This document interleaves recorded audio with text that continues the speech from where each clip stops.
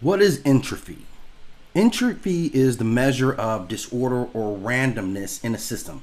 It's how we track the very natural drift from order to chaos. Low entropy means it's organized, structured, like a brand new deck of cards. High entropy means chaotic, randomized, as in a shuffled deck of cards. Now, the second rule of thermodynamics says that in an isolated system, entropy always increases. So chaos, randomness always increases.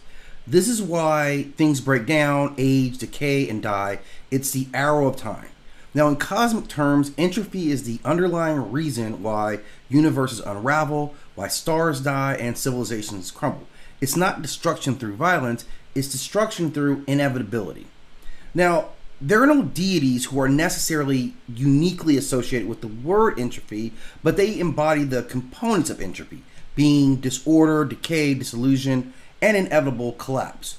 If we look at Ereshkigal in Mesopotamian myth, she played the role of the goddess of the underworld, decay, and shadows.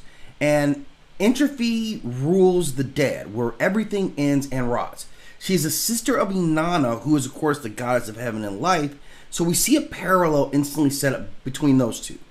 In Kemetic beliefs, it would be Apep, who is the serpent of chaos, the enemy of Ra.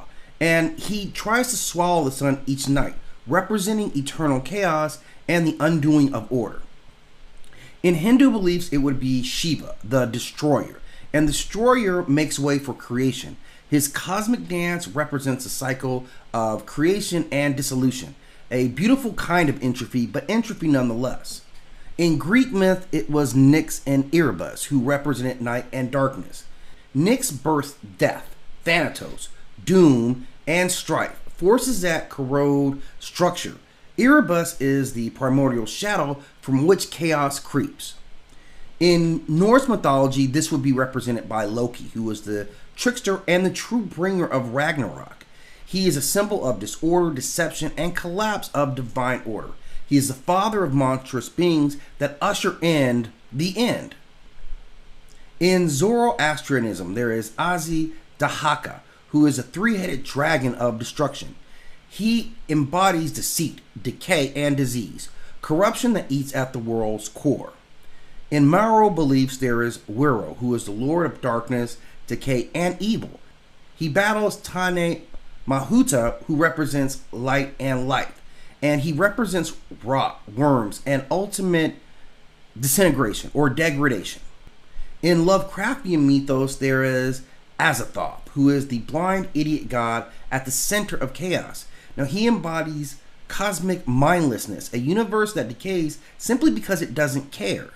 There are other beings that are mentioned in this, but entropy itself is not evil. It is literally unbothered.